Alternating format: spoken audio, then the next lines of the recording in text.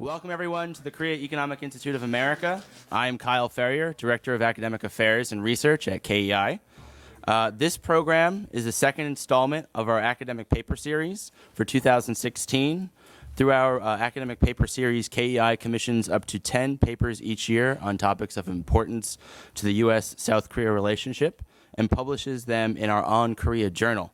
If you enjoyed today's event, I would also encourage you to join us next week at the same time for a program on South Korea's strategy in the Middle East. But I'm sure what you're all looking forward to today is a discussion on dealing with the issues in North Korea.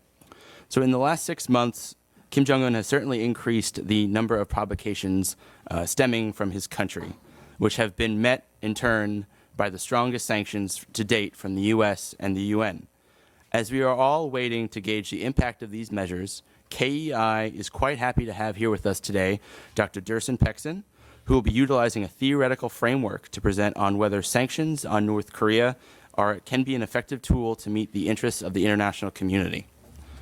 Dr. Peksen is an associate professor of political science at University of Memphis. He frequently writes on sanctions, economic sanctions, armed interventions, human rights, political science, and democratization. You can find his articles in prestigious journals such as the Journal of Politics, the International Studies Quarterly, and the Journal of Conflict Resolution. Prior joining to the University of Memphis, he was an assistant professor in the Department of Political Science at East Carolina University, and he also serves as an associate editor for the Foreign Policy Analysis. Dr. Peksen will present for about 30 to 45 minutes, and the event today will end at 1:30, which should leave us plenty of time for your questions. So please join me in welcoming Dr. Peksen.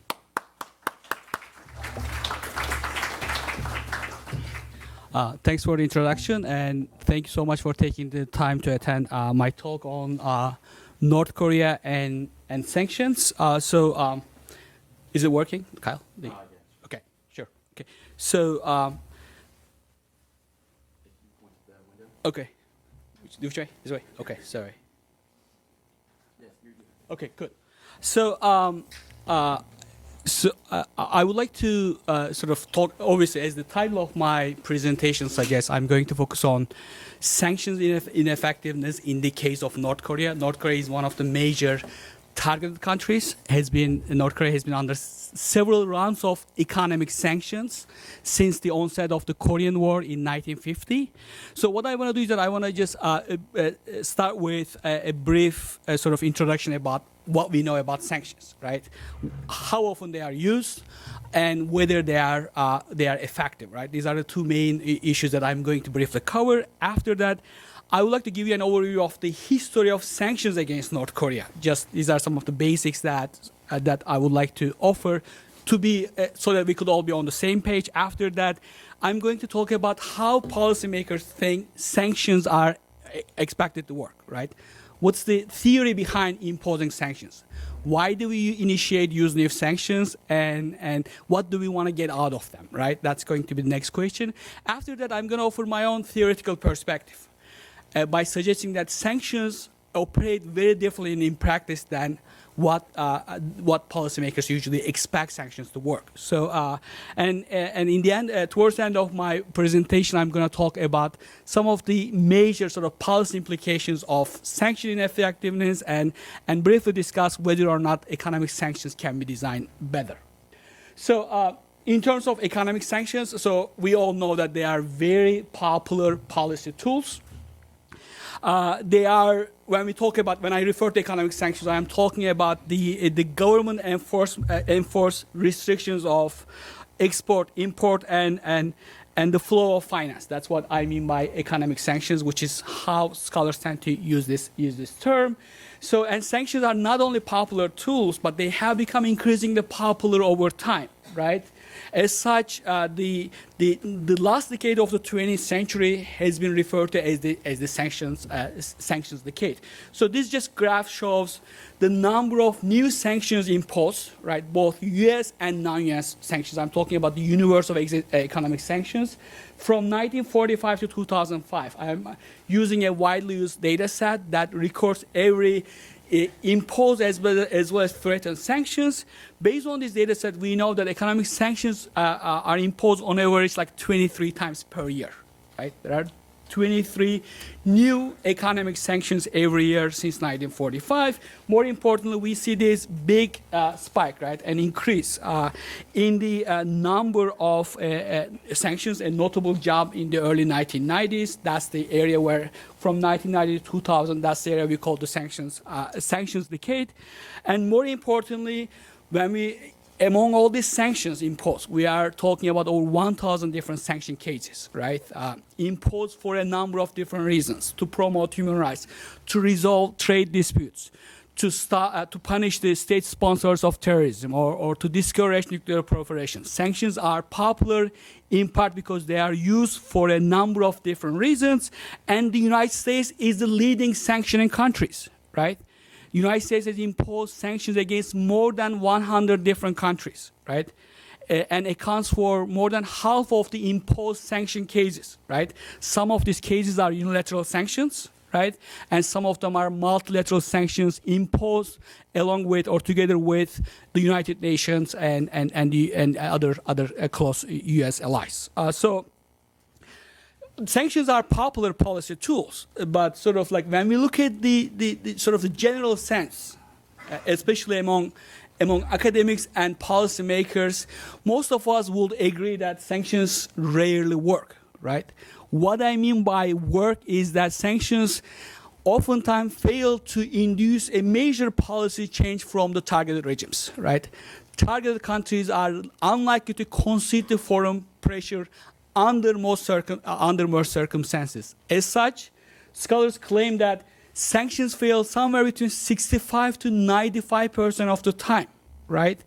Again, the idea behind work is in terms of achieving its intended policy goals, human rights, terrorism, nuclear non-proliferation, or other goals, we know that sanctions are less likely to work under most circumstances. So, well, what do we know about the sanctions against North Korea, right? So North Korea is an important case to study because it has been under several rounds of sanctions since 1950, right? During the past 6 decades, there have been multiple sanctions imposed against North Korea, right? United States is obviously one of the leading sanctioning country. And if you look at the sanction cases, right, from 1945, from 1950 today until the end of the Cold War, the U.S.-led sanctions were mostly comprehensive sanctions aimed at denying North Korea's access to the Western economies, right? Both financial as well as trade sanctions were initially intended to deny the North Korean regime to have access to the Western economies for 2 main purposes, right? The main purpose, one of the main purposes was to destabilize the North Korean regime, right? The Kim regime, and the second purpose was to find a way to maintain peace on the Korean Peninsula, right? These were most comprehensive sanctions, both trade and financial restrictions aimed at destabilizing the regime and maintaining peace on the peninsula. So sanctions have evolved over time, right? Sort of after especially the Iraq disaster, right? After the Iraq sanctions in the early 1990s, when scholars and policymakers noted that Iraqi sanctions were counterproductive and caused so much humanitarian disasters, the international community started looking for alternative and smarter sanctions, right? And the United States and other countries adopted this approach, right? Rather than imposing sanctions that affect the entire economy of targeted countries, people were looking for alternative ways of imposing sanctions. So the smart sanctions became more popular in the 1990s, and North Korea have been under several rounds of targeted or selective sanctions since then, right? Some of these sanctions were concerning the North Korean nuclear program, right? The so-called the non-proliferation sanctions.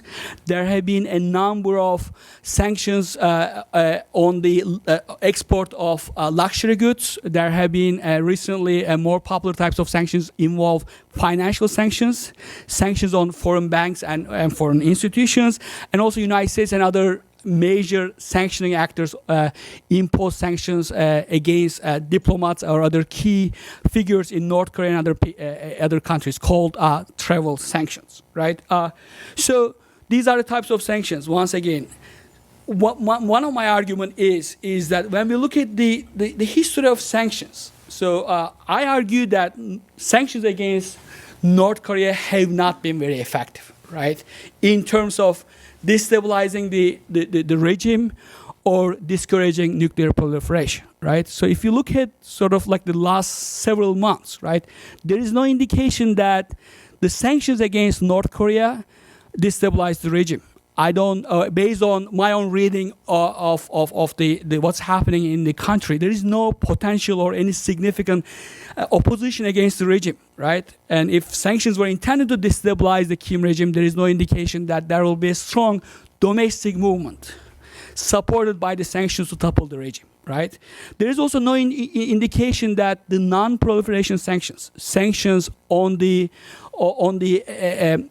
dual-use technologies and other products that target the North Korean regime, North Korean nuclear program, had any effect. On the contrary, we know that yesterday or the day before yesterday, the Kim regime, to show the rest of the world how defined it is, the regime is had new missile tests, right? So there appears to be no indication that the sanctions deter the existing regime to develop nuclear weapons. So the question is, why have sanctions failed?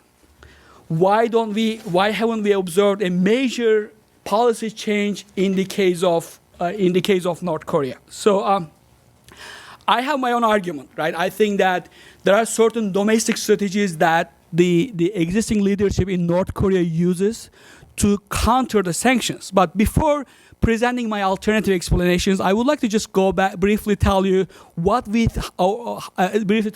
we think sanctions are expected to work in these targeted countries, right? So this is just an illustration of what we expect from sanctions, right? Once a country faces economic sanctions, right? Mostly authoritarian regimes are subject to economic sanctions. We think that economic sanctions will do two major damages, right?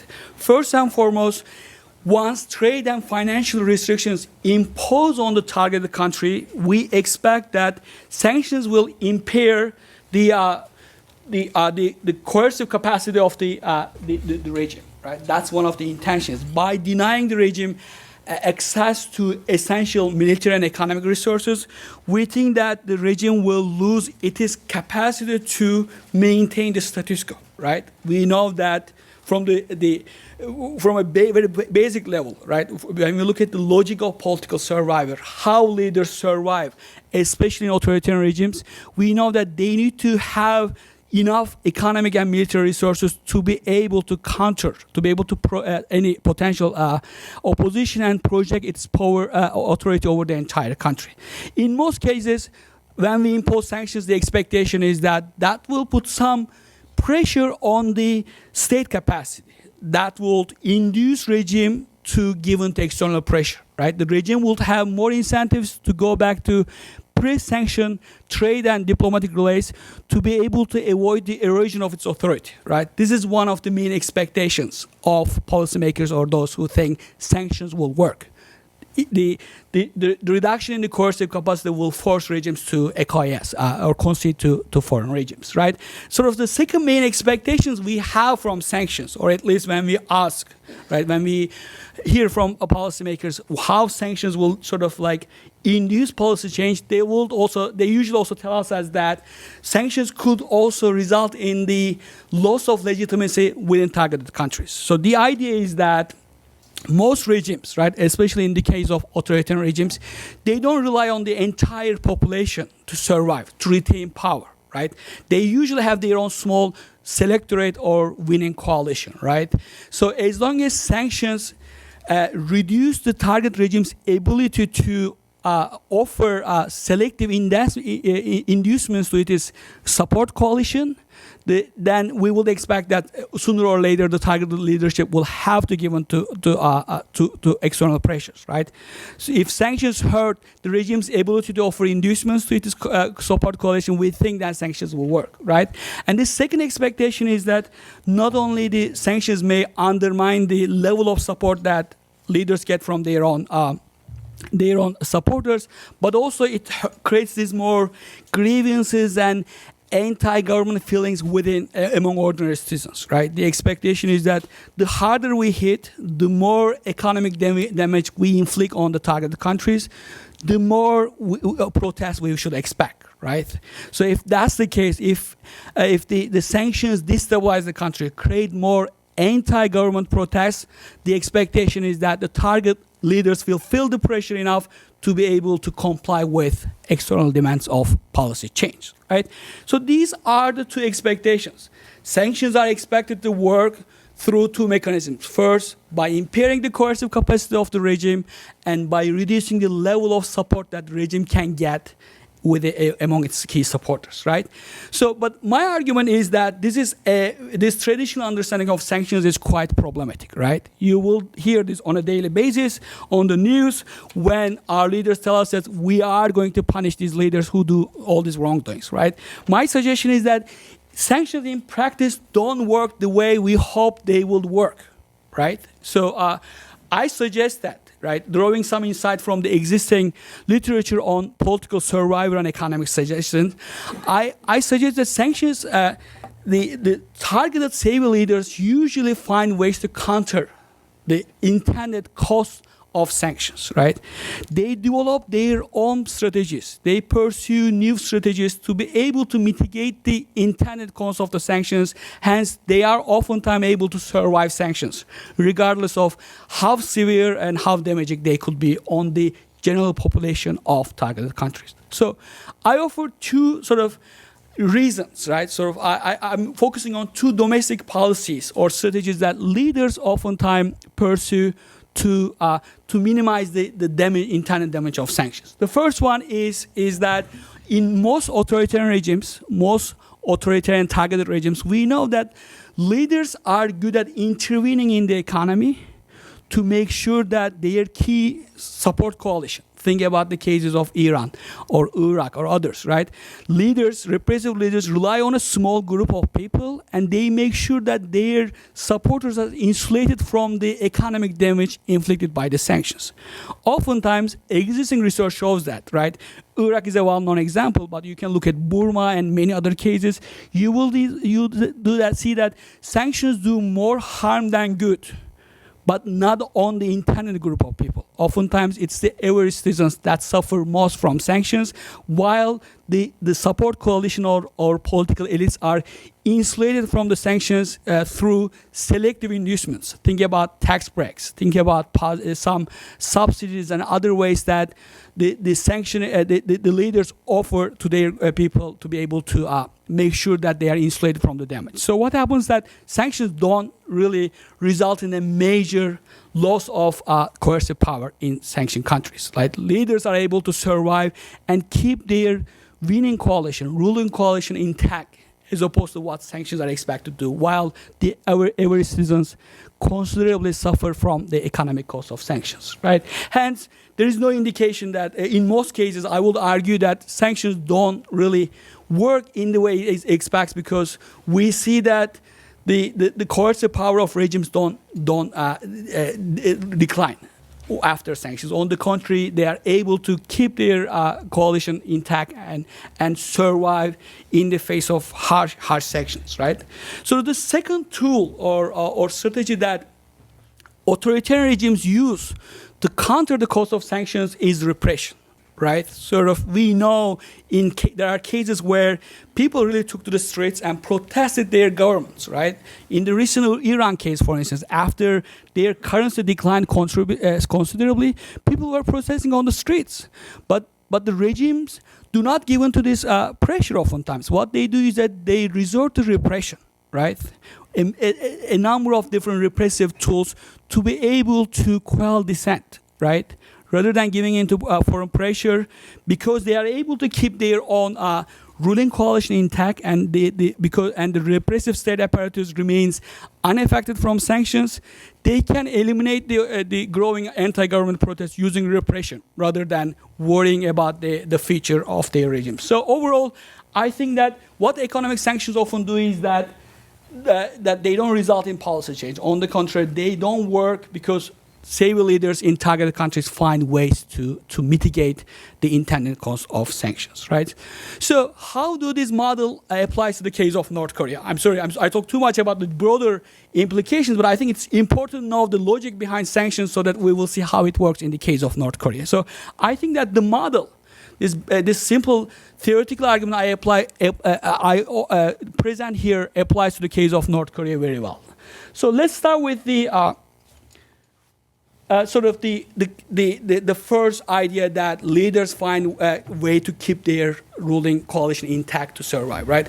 In the case of North Korea, we know that it is a leader-centric regime with established bureaucratic institutions, right? So in the case of North Korea, we know that the regime relies on a relatively small coalition of people. These are the people like high-ranking military officials, Korean Workers' Party, and top bureaucrats, right? And these are the people come from the core class. There is a class system in North Korea, right? And those, if you look at those who are part of the elite groups, most of them are, a large portion of them are the members of the extended Kim family, and others who hold key military and party positions are coming from this core class, from the top class of the society, and they usually get selected based on their personal relations and with the existing Kim family and their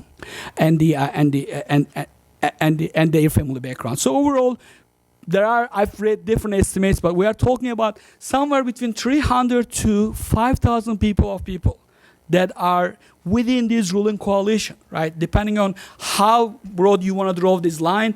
But at the end of the day, it's a small selective group of people that the North Korean regime should worry when sanctions are in place, right? So what happens is that in many cases, since the early sanctions, right, the regime has been able to maintain a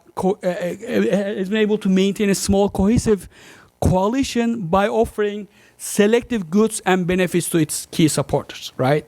Their legitimacy, their main source of power is how loyal their key supporters are for them, right? So the regime has been offering a number of different benefits, selective inducements or rewards to be in exchange for loyalty, right? So there are studies suggesting that those who are part of the key, those part of the winning coalition or the ruling coalition are offered residency in Pyongyang and special housing benefits. They tend to have more access to scarce luxury goods, right? Sort of luxury watches and some luxury cars and other technologies. They have more access because the regime wants to keep these people, this ruling coalition, happy as much as possible. They tend to get better and more food. There is a food redistribution system in the country, but elites are not part of that distribution system.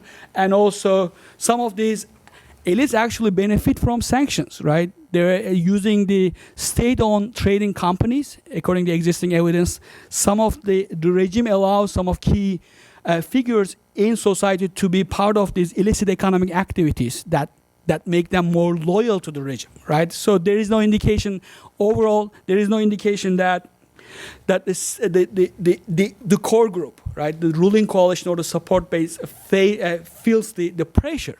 On the contrary, I would argue that maybe they are more loyal to their regime than before because they are the ones who benefit from the sanctions, right?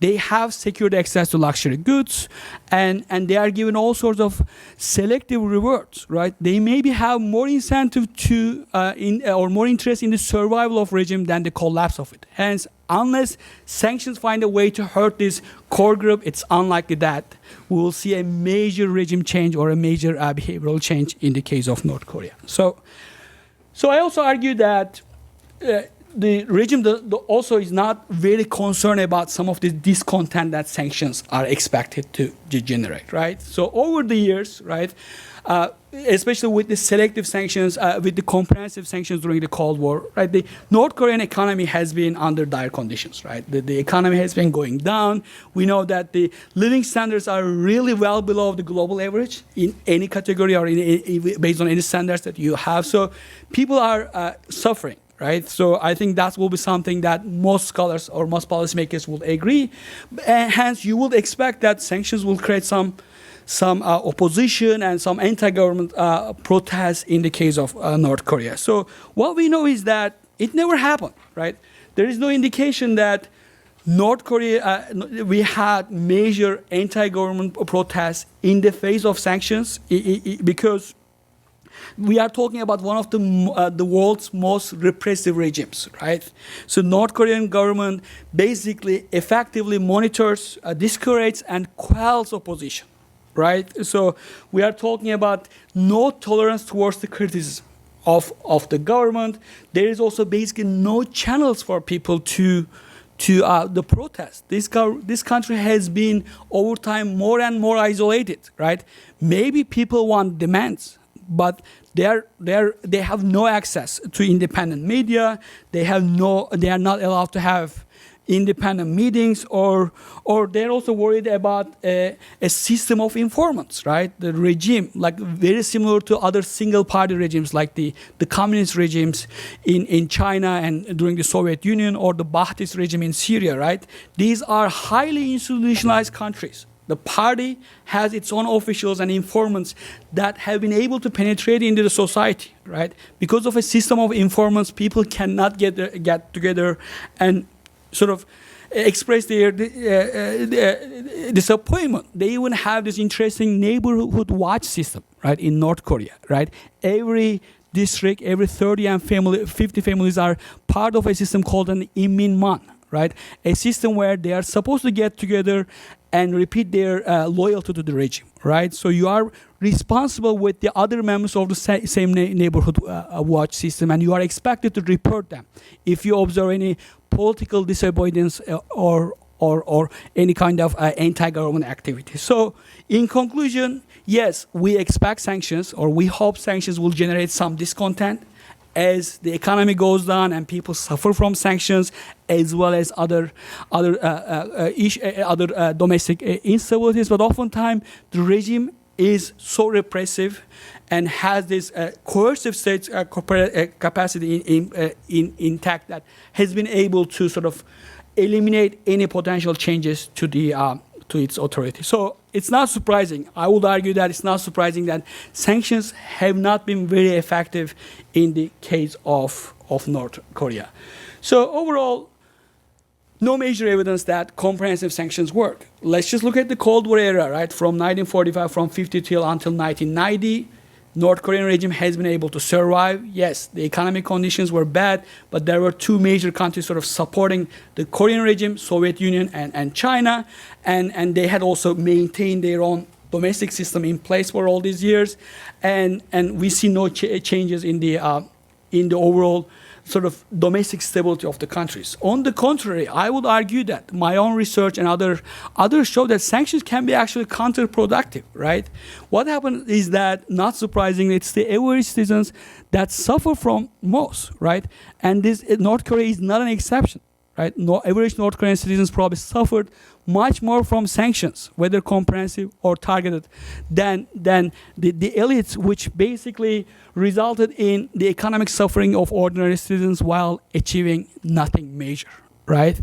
And also, if we isolate North Korea from the rest of the world, how can we expect that our future economic or other policy tools will work, right?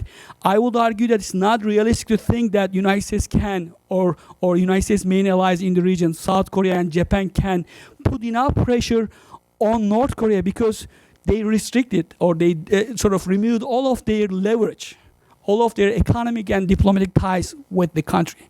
The only credible country right now, the only country that has enough leverage over North Korea is China, right? Recent studies estimate that over time, North Korea's dependence on China went up significantly. About 90% of North Korean economic transactions, international economic exchanges takes place with China. China accounts for about 90% of North Korea's economic ties. If so, the Western world can expect or hope that they can still use sanctions to be able to put enough pressure, but realistically, we ran out of all the possible sort of comprehensive sanction ties. We don't trade with North Korea. We don't have any major financial ties other than offering foreign assistance to the country during crisis. Hence, so there is no indication that comprehensive sanctions have done anything. On the contrary, we just lost our leverage, if there was any, on this country, right? So were targeted or so-called smart sanctions were target sanctions more successful than the like sort of this broad-based comprehensive sanctions? I would argue that they were not also very effective, right? Sort of we have this ambitious goal of regime transition one day or regime change and denuclearization, right? The reversal of the nuclear program in the country. But we don't see that, like some of these selective sanctions who were directed at the ruling elites were effective. The UN sanctions on the luxury goods is a good example, right? In 2006 or since 2006, there have been a number of UN sanctions that basically are bans on the export of luxury goods, but the regime keeps having access to all these luxury goods, in part because there is no cooperation among sanctioned countries. China has its own list of luxury goods. Russians have their own list. So we don't even know what comprise of luxury goods, right? Which result in still not major changes. So in other words, there is no indication that the elites feel the pressure, right, from sanctions, right? How about financial sanctions? These are the sort of like the popular tools, especially after the Iran case. We all now think that financial sanctions may work, or at least in the case of Iran, it worked. It may restrict the regime's access to hard currency, but we know that this regime has been very good at sort of developing clandestine like channels, like alternative ways to have access to the rest of the world, and more important, they use more cash than the banking system to be able to have access to financial resources. So maybe the case of the recent, if you followed only 3 weeks ago, the Treasury Department designated North Korea as a primary laundering concern. In other words, the Treasury Department told the rest of the world that if you do business with or all the major financial institutions and banks, foreign banks, if they do business with North Korea, they will be denied access to the so-called the SWIFT system or the American-dominated international system. Right?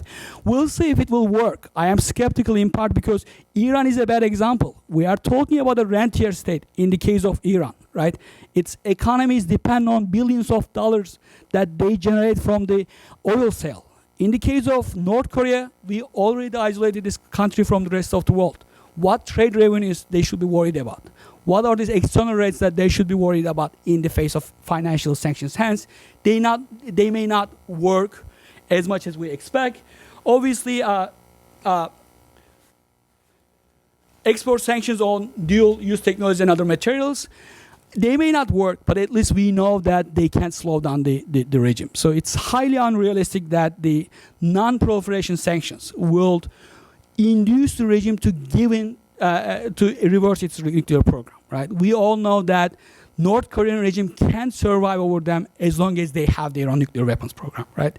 It's a strong like external deterrent for them. They can deter external aggression using their nuclear program, and also it helps them to sort of like have some dialogue with the rest of the world. Hence, even export sanctions may work in terms of slowing down the program by denying them access to some of the key dual-use technologies. But over time, I am skeptical that the Kim regime will give up their nuclear program. So can sanctions be better designed, right? This is a question that we have been asking for decades, right? I'm sorry, I have bad news. I don't have an answer for this, right? I don't know what works. But at least we know that we got better at sort of designing sanctions, right? Obviously, comprehensive sanctions, as in the mass of Iraq or other cases, don't work, right? Do not deny these countries access to the rest of the world. Let's not isolate them, right? Let's find ways to target those who commit the wrongdoings, right? So that the idea, the intention behind selective sanctions is the right. It's the ruling that should be targeted. But the problem is with the implementation of the smarter or selective sanctions, right? So maybe we could find ways to effectively enforce them, right? So if you look at the most recent UN sanctions in March, right? So there were sort of, this was probably the most recent UN sanctions were the most comprehensive sanctions against North Korea. It was implemented in March. It took about 7 weeks to convince China to be on the board because China didn't want anything with sanctions that will destabilize the regime, but at least there are stricter like cargo controls on the cargo ships right now going to North Korea, and also the sanctioning countries are willing to cooperate, right? If sanctions ever work, we have to have China on the board, and more importantly, find better ways to implement them. Otherwise, there will be always some third parties, either state actors or private actors, who will be willing to breach these sanctions, whether they are financial sanctions or target sanctions, because they profit from sanctions, right? So that's all I'm going to say. Thank you so much.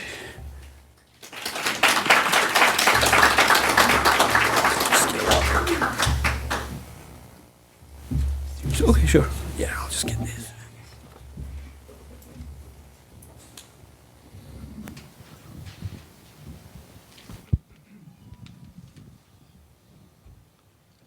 Well, thank you very much, Dr. Peksen. I can probably speak for everyone here to say that was really quite an adept application of selectorate theory to the North Korean case, and it's a complex issue that you were able to boil down within the theoretical aspects into two areas of failure: inducement and in repression. And in the interest of time, I just want to ask one question about inducement, and then we can open the floor up to questions. And you had, at the end, said you're not really sure how they can be designed better, how sanctions can be designed better, and that luxury goods, there needs to be a stronger coordination on luxury goods between countries that are sanctioning North Korea. But luxury goods are essentially a monopoly owned by the government that allows them to offer side payments or inducements, as you had, selective inducements, as you had framed it. And they allowed this in exchange for loyalty, and essentially allows the perpetuation of the regime as you frame it. Now, why would your solution be greater cooperation as opposed to lifting sanctions on luxury goods altogether, ridding of a monopoly, a potential monopoly on the regime of these luxury goods that would no longer increase the reliance on the government for not only luxury goods but for other goods that they can get from illicit activities that would no longer be illicit anymore if sanctions were lessened? I think it will work. Sort of lifting the sanctions on luxury goods probably wouldn't work in the case that, I mean, the first, obviously it could be an alternative option if we find a way to actually first learn how to effectively implement those selective sanctions, right? If my initial hunch is that those are the right types of sanctions. Again, the intention behind selective sanctions are, I guess, the most logical ones, because it's better to target the regime than people in general. So it's not the theory behind it, it's not the logic behind it, but it's how we implement them. So although the government may have monopoly over the illicit activities. If you can reduce its access to those goods, that will in the long run may work, right? That's why I think that it may still be a type to create some incentives for the regime to cooperate with you. You should deny their access to some of these goods. Okay. That was actually a shorter response than I was expected, so I'm going to sneak in one more question. Sorry. Yeah, okay. Maybe I should have given it a longer Maybe, yeah, go ahead. So on the flip side, you talked about repression. And the need to, and in your paper you talk about the need to empower local or the greater population, and by doing this by flipping out comprehensive sanctions for targeted sanctions. But in your opinion, is it possible, in at least the case of North Korea, with a repressive regime that has so much access to controlling the economy and the people, is it possible to empower the ordinary citizens economically in a way that it wouldn't necessarily engender positive economic spillovers for the regime? So this has been tried, right? Sort of there is a sort of two sides on this issue, right? One side says we should just engage, right? We should find ways to develop better ties with North Korea. The other side has been saying, no, we should just use strict, right? We should use punishment tools to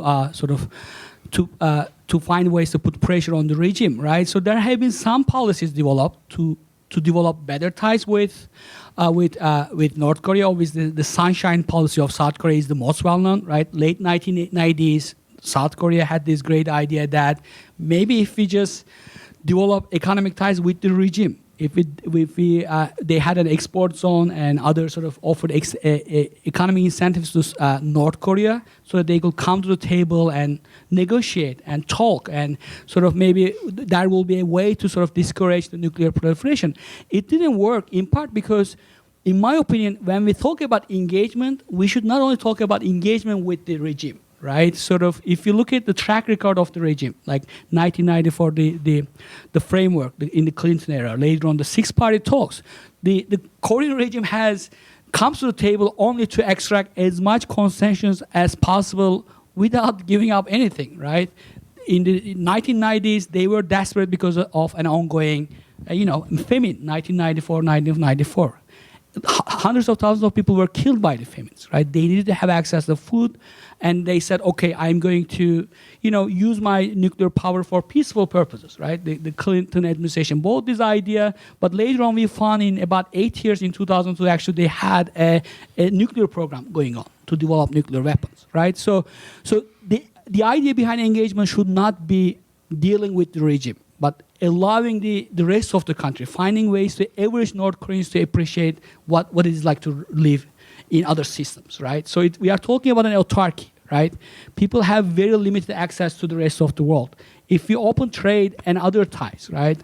Maybe some student exchange programs, some scholar exchange programs. Obviously, I'm biased. I think that academia should get involved in easing the sanctions, right? But stuff like that, so allowing people to get exposed to the rest of the world will be better. If you have a controlled economic openness, if you have a targeted engagement controlled by the Kim regime, we know they will never ever sort of allow the rest of the country to enjoy what's the amount of aid that the country gets. So the strategy should be to find ways to expose every citizens in North Korea to see what it's like to live in the rest of the world, if we think that engagement will ever work. Okay. Well, thank you for both of those very insightful answers to my questions. And I'd like to now open the floor up for some Q&A. Please wait for the mics when they come around, and please state your name, affiliation, and before stating your question. In front, Chris. Caleb? Sorry, can we... I'm Larry Nix from CSIS, ICAS, and George Washington University. Dr. Peksen, I think you described the current situation very accurately. The one point I think I would challenge you on a little bit is this distinction between selective sanctions on North Korea versus compared to comprehensive sanctions on North Korea. I don't think we've ever had comprehensive sanctions on North Korea, certainly as applied by the United Nations. The UN sanctions, I would argue, have always been selective. There have been certain things, yes, expanded to some degree in this cycle of Security Council resolutions, but certain things have always been left out.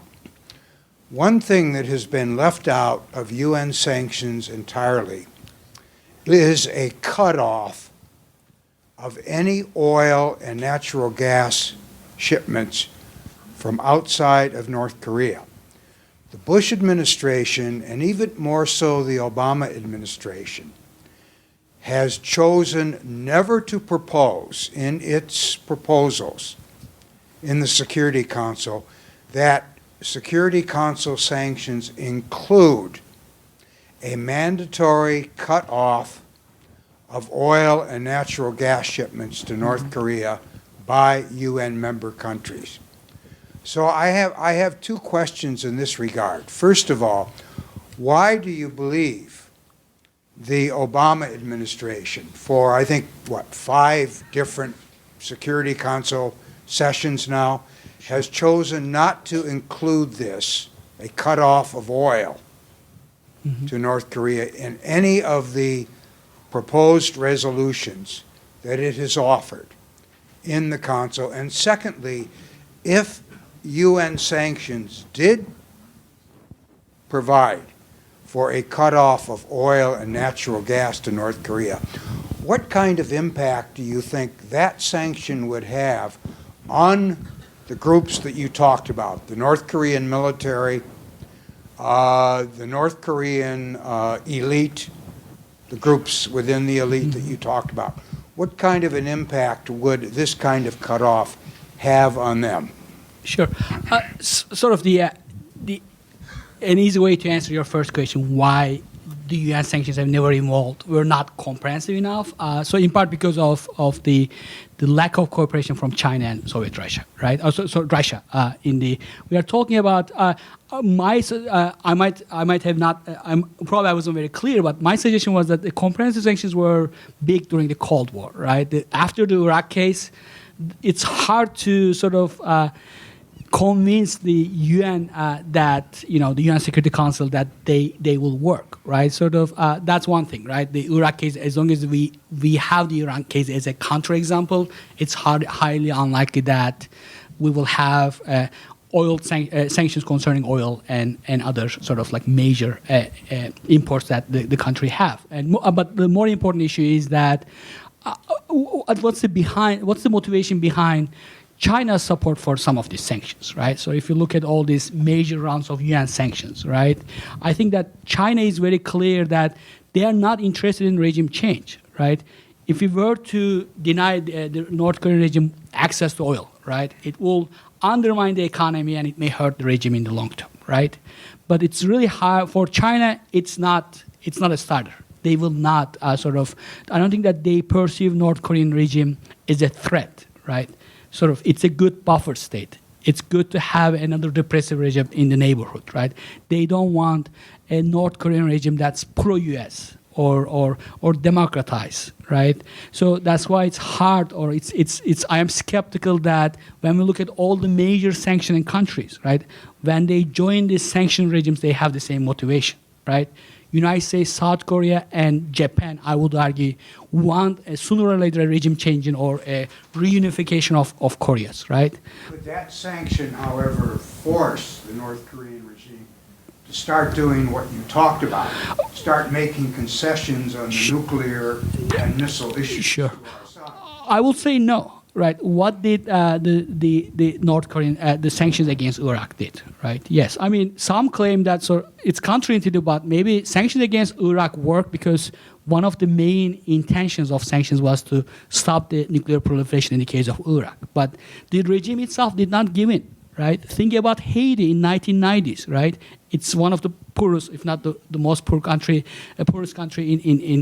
in our neighborhood. Right. So it didn't work. Right. The Cedras regime. In the case of Haiti, from 91 to 94, how did we got rid of the military regime in the country? By a military intervention. Right. So comprehensive sanctions don't necessarily put enough pressure on the regime because the regime elites have ways to intervene in the economy, to redirect the economy in a way that doesn't hurt their own support base, right? It's usually the average citizens that hurt most.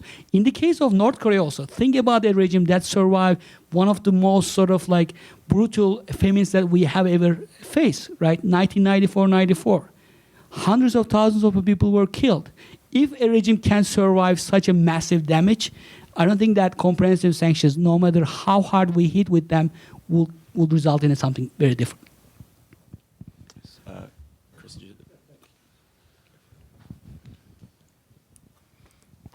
Thanks, and thanks, Larry. It was a great question. Dr. Princeton, thank you. You really perfectly merged observable fact with theory, and that's pretty rare anywhere, particularly in Washington, so thank you. You talk about the bank sections and the possibility that Treasury's latest might really bite. I would suggest that I think when most of us here were looking at Treasury and all that, we weren't looking really at the impact of North Korea. We were looking at the impact on China, because that's how we saw and see the BDA sanctions of a few years ago. It discombobulated some Chinese banks. It made business inconvenient for them, and that produced some effort. So the pressure from here on Treasury was actually to lean on China, to make it painful for broader Chinese interests. But that, of course, gets us into the secondary sanctions problem, which has always been unpopular around the world. And the United States, and especially the Foreign Affairs Committee, they love that kind of stuff, but nobody else does. What's your sense of China's vulnerability to this new initiative if they keep doing business as usual with North Korea? Or is it just yet another, kidding ourselves that this is going to finally force them to take some serious steps? Yeah, I mean, sort of secondary sections are sort of quite popular. These are the secondary sections are the ones that target foreign banks and for financial institutions, right? And in 2005, I think you are referring to the 2005 case, the Treasury Department blacklisted one of the Macau-based banks which is Banco Delta, Banco Delta Asia, right? So we know that the government in Macau immediately froze all of the North Korean assets, which account for about $25 million. That was a huge blow to the North Korean regime because they thought that they could count on this bank, for their illicit activities or for their access to hard currency. But sort of my own reading, obviously I'm not an expert on North Korea, but if you look at the sort of period from 2005 to 2015, right, my understanding is that there were a lot of other financial institutions and banks in places like Singapore, Hong Kong, and Macau who were willing to fill in the gap or left by the BDA, the bank that was blacklisted by the Treasury Department. So it could be really hard, sort of, in the case of, unless we have more coordination and cooperation among sanctioning countries, it will be really difficult. And again, like for China will cooperate to the extent that North Korea is not a troublemaker, right? I think China is happy that North Korea is heavily dependent on Chinese economy, right? The border between North Korea and China is porous, right? We know that there are all sorts of illicit activities and other licit legal trade and other activities going on, controlled by the North Korean regime, right? Or under the approval of the regime, right? So the Chinese regime, I think the UN.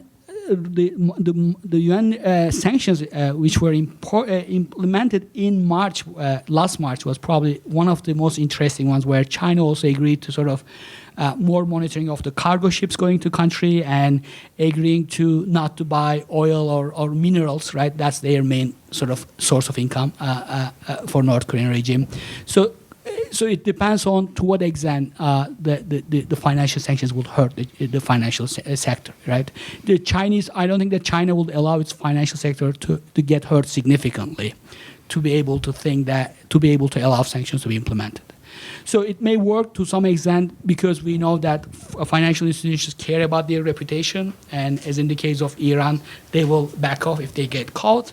But the question is that how often will they be able to code, right? If they are blacklisted, they will back off. But are we sure that someone else will not sort of replace that blacklisted institution? So it's a challenging question. It's never easy. But the key is more coordination and cooperation among sanctioned countries. I know I don't have a perfect answer, but I'm not skeptical that financial sanctions will work in a way in North Korea like in Iran. These are two very different countries. Iran was an economically globalized country. We are talking about a country relied on oil rents, which is very different from North Korea that has been progressively isolated over these years thanks to sanctions themselves. Could you indulge me with another small one? Or have I think we can ask a few more. We can come back. Peter Humphrey, I'm an intelligence analyst and former diplomat. At a minimum, we can say that sanctions raise the price on stuff. And that's not a write-off. And even where they're going for import substitution, invariably quality suffers. And that's not a write-off either. But I think you've missed the real point of sanctions. The real point of sanctions is a way for countries which should be using military force not to have to use military force. It's a way to save face. At a time when you should be sending an invasion force to stop the genocide or strip out the nuclear weapons, there's a million reasons why you feel you can't do that, and therefore Plan B is sanctions. It's a way to convince the world that you're doing something, even though you're not doing what you really should be doing. Yeah, it is a happy medium. I don't disagree. It's better than costly military interventions and also more appealing than ineffective diplomacy, right? So I think it's a happy medium. I agree with that, but sanctions could also be used as an excuse to use force, right? Studies suggesting that probability of a country getting intervened militarily goes up significantly when they get sanctioned first. Iraq, Haiti, right? Those are two cases that come to my mind.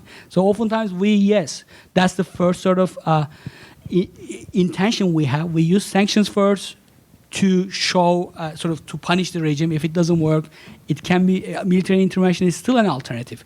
So what is unique about the North Korea case is that, as opposed to the cases of Libya, only a few years ago, right? If you were to ask Gaddafi regime in 2011 if whether or not he regretted to give up his nuclear weapon program, he will say yes, right? Because the regime collapsed in Gaddafi because he didn't have a deterrent like the North Korean regime, right? So military intervention is not a good option regardless of the intention of sanctions themselves, right? Yes, sanctions can help to contain aggressive military behavior by slowing down the nuclear program of the regime, but I don't think that the United States will resort to force anytime soon, given the nuclear threat that North Korea poses to sanctions to the rest of the world.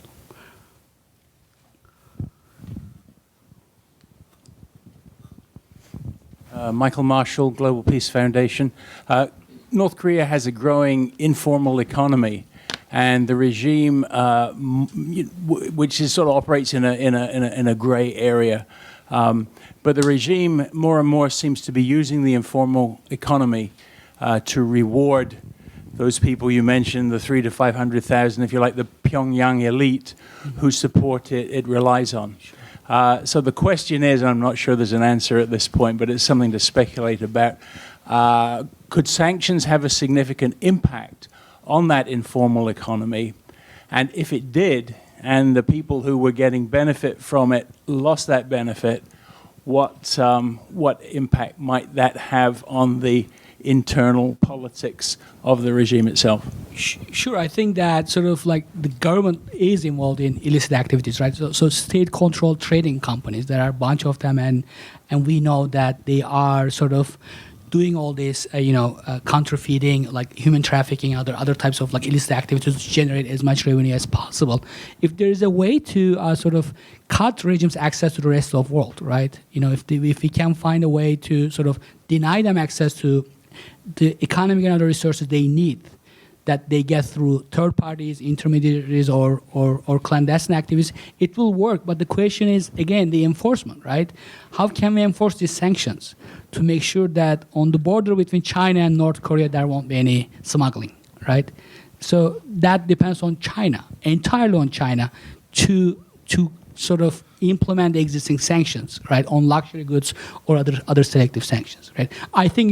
I will guess that it will create more discontent if if elites have less access to those resources, or if elites benefit less from sanctions, but it hasn't worked the way we expected. Yes, sanctions are still probably beneficial to them. At least they have nothing to complain as long as they have better and more food and more access, or secured access to these goods that the rest of the country don't. They are probably have more interest in the survival of the regime than like taking the risky option of regime change, right? So there's no easy answer. That's all I'm saying. Right here, the lady in the gray shirt. My name is Sarah Cho. I just have a quick question, going back to your point of that you mentioned. You think if there's more coordination between countries in terms of implementation, it would be more effective. And we talked about how China is not being so cooperative. So in your opinion, is there anything the U.S. can do to make China cooperate more? I mean, as a country taking leadership in enforcing sanctions. I've been thinking about the same question since I came here. I knew that this question will come up, right? Because we are talking about a country that I just mentioned that 90%, if these figures are correct, obviously these trade figures, but 90% of trade ties that North Korea has with the rest of the world is with China, right? So I'm not sure we are talking about a major power, right? And states tend to be more self-centric than altruistic, right? I mean, I think if only thing we could say that China will implement or enforce sanctions as long as it doesn't destabilize the Kim regime. I am skeptical that China is looking for a regime change or an eventual reunification of Korea. I based on my limited knowledge of the region, is that I am skeptical. So I'm not sure if it will work. Well, maybe financial sanctions hurting the Chinese financial institutions and banks, right? In the case of Macau, right? The BDA in 2005 worked. Those sanctions targeting Chinese banks and institutions may create more pressure on the Chinese government as well as Chinese economy to avoid trading or breaching sanctions or busting sanctions, but those will probably have limited impact, right? You know, in the case of Iran, United States was good at putting pressure on the UAE, right? United Arab Emirates, because United States can do so, but we are talking about a major power when it comes to China, you know. So it's going to be hard to seek full cooperation or get full cooperation from China.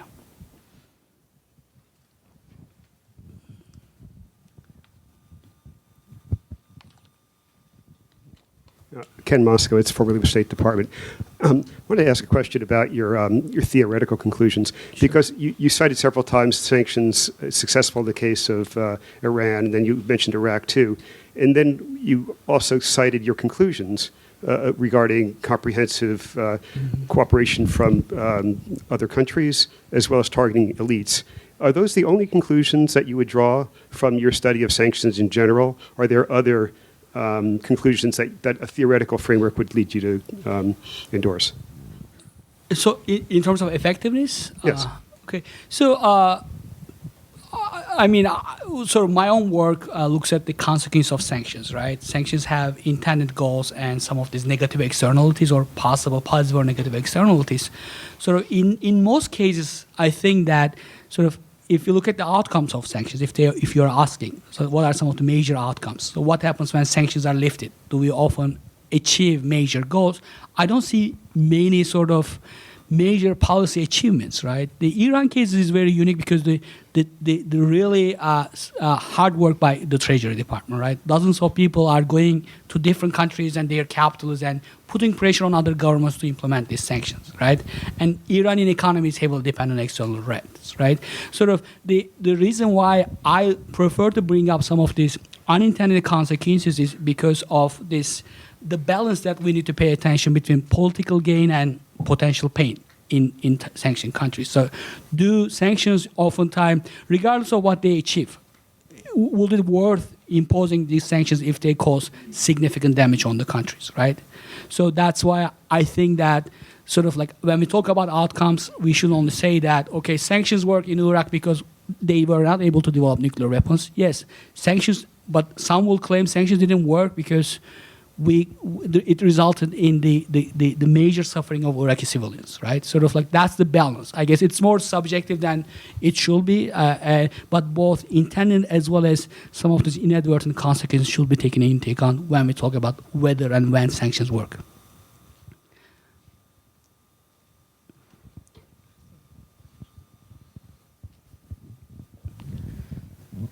Thank you for your presentation. I'm Ellie from CSIS Korea Chair. As we already pointed out, that there's always credible commitment problem in terms of implementations of the sanctions.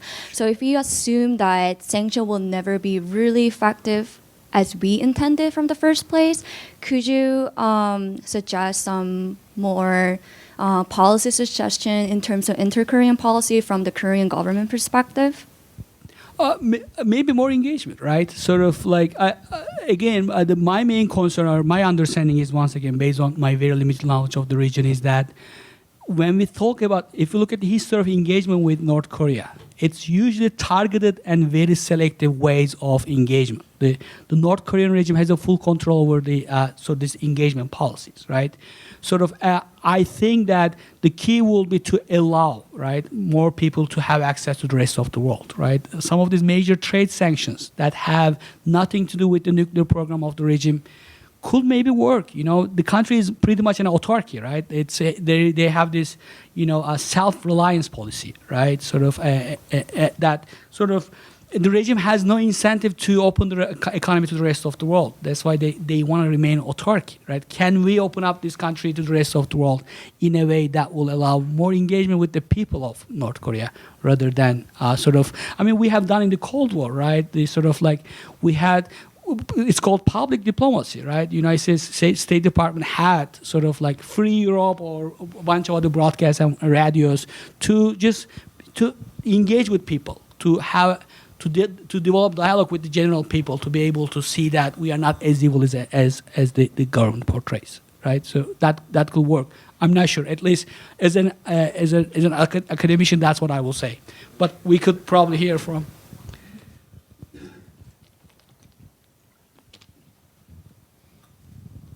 I'd just like to add, I mentioned State Department. I did public diplomacy for 30 years. It seems to be consistent that even if you turn to public diplomacy and start your professional and student exchanges, it takes about 10 years before you get participants that are outside of that, you said 3,000 to 5,000 body of elites. Sure. So take some time. So I guess we should not. I don't think it's also realistic to expect that there will be a swift, sort of like an immediate regime change or any major change in North Korea, right? We are really talking about the midterm to long-term changes if they happen. I don't think that I'm not sure if there is going to be something like what happened in the Middle East with the Arab Spring, right? There is no channels basically people have to be able to sort of get together and protest the government, right? Unless it has to start from the below, right? If people can get together and if they have more access to free media and other sort of public diplomacy tools, maybe then in the long term, at least in next 10, 20 years, maybe we'll have generate enough incredible opposition so that the regime will feel some pressure.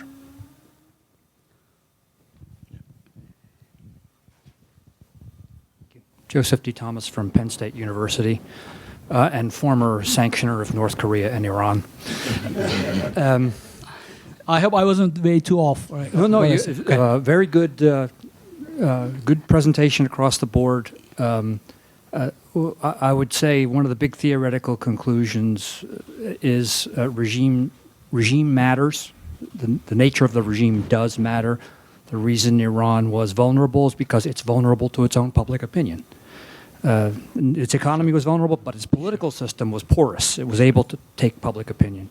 But what I wanted to raise was I want to caution you about focusing on targeted sanctions, particularly luxury goods sanctions. And the reason is one of the things as a sanctioner you have to look at is a measure enforceable? And luxury goods, a lot of them can be put in a suitcase. They can go across the Chinese border or any other way you want. It's very hard to enforce those things, especially when you're talking about a targeted group of 5,000 people. Sure. Very small amount of smuggling gets you what you want. So enforceability matters, and that's why people are focusing so much now on financial sanctions, because the global financial system is so transparent. But the other side of that is there are backdoors. Mm-hmm. And North Korea has a small enough economy that the cash backdoor and the small Chinese bank backdoor that isn't really subject to American sanctions is enough. Also, I think just something to add what you said. I agree what you said. Also, like in the case of financial sanctions against Iran, right? It worked, but we should also avoid overusing or abusing the system, right? So, could it be possible that in the long term, at least in sort of next 10, 15 years, maybe the international community will look for an alternative financial system, right? Because the American hegemony poses a major threat not only North Korea, not only Iran, maybe it will pose a major threat to China, and who is next? So that's why I guess selective use of these financial sanctions will work. That's why I think we should be, yes, we achieve at least what we wanted in the case of Iran. Iran is back to the table, and they are willing to be more transparent with regards to their nuclear program. But overusing or abusing will also decrease our ability to not only enforce those financial sanctions, but also discourage our main allies, right? I'm not sure how many European countries will be convinced next time if we decide to sanction another country that they have some ties, right? So that's another thing, I guess, about financial sanctions. Gentleman in the back in the blue shirt. Thank you so much for your interesting and thoughtful presentation. My name is Abraham Abidor, retired Foreign Agricultural Service. The West is now imposing severe sanctions on Russia, and that has not led to any improvement in Russia's behavior in Ukraine. So in terms of a precedent, again, it doesn't seem like sanctions seem to work when the regime is very intent on continuing its current policies. And also, how realistic is it to expect of Russia to cooperate with the West in terms of imposing sanctions on North Korea, given the fact that they have a common border? Thank you. Yeah, that's so. The sanctions against Russia have not been very effective. Once again, it's just like the issue under at stake, right? So for us, it's a military aggression by Russia, but for them, it's a nationalist issue, right? Sort of like we have this salience issue, right? What we think about for North Korea, maybe we are worried about their military aggression, but for them, it's a matter of regime survival. So Russia is not an exception, right?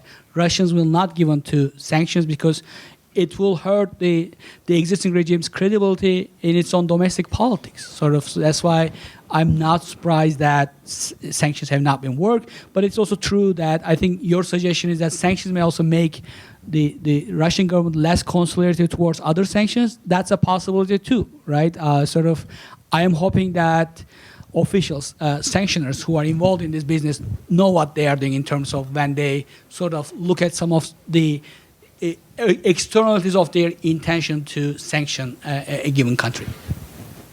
Congressman Menzulo. I find it very interesting. If you want to take and broaden the conversation, such as we had prior to the start of the program, look at the U.S. imposed sanctions on our own manufacturing base. The United States used to lead the world in production, sales, and exports of machine tools. Because of Cold War mentality, placing machines in excess of 4-axis on a dual-use list subject to license, we've now dropped to about 5% of the world's production of machine tools. Not only destroyed the sophisticated tools in excess of 4-axis, but all the way down. The United States is struggling in that particular area. And the same in satellites. When the Chinese had launched a satellite, a U.S. communications satellite, and then The U.S. unfortunately got involved in trying to tell the Chinese what they did wrong. There was a ban on the sale of U.S. communication satellites to China, and the United States went from leading the world in selling communication satellites down to almost nothing, till about 3 or 4 years ago when the report finally came out that allowed the U.S. to get back into the market again. And so U.S. has really damaged itself through self-imposed sanctions, seemingly for the purpose of keeping other countries from developing new and greater and better technologies. It's not exactly what you're talking about, but in the sense that it does not work, it relates to what you're saying. My question would be, and I think the question was raised before, more of a comment. Sometimes sanctions are imposed not intending that they work, but just sort of political punishment to the outside world that X country is not going to get away with such and such, and therefore we're going to impose the only penalty we know, which is short of war. Sure. But the conversation is interesting. It evolved to where the only sanctions that do work would be in terms of the economic sanctions, and that is to dry up the ability to get to hard currency and cripple the banking system. That's the only thing that's going to work. For now. For now. But Yes. I appreciate your presentation. Sure. It's a fresh approach to a very difficult subject. Sure. So, yeah, I sort of maybe one of the comments was what are some of the other outcomes or possible consequences of sanctions, right? So we mostly focus on the targeted countries, but you are suggesting that there could be some of the significant negative implications for sanctioning countries themselves, like the certain industries in the case of the United States, right? I think so. That's why I guess whether and when sanctions work, if that's the major question that we have been dealing with for the past 6-7 decades, right? Since as sanctions have become increasingly popular, we shouldn't only look at whether what officials say. We should look at whether or not we are able to achieve the intended goals of sanctions, whether it's nuclear proliferation or stop human rights abuses or promote democracy and whatever the initial stated goal of sanctions. We should have a broader understanding of the effects and impacts of sanctions to be able to better sort of judge when sanctions are effective or whether sanctions are effective. So, Chris, did you want to ask a? Yeah, please go ahead.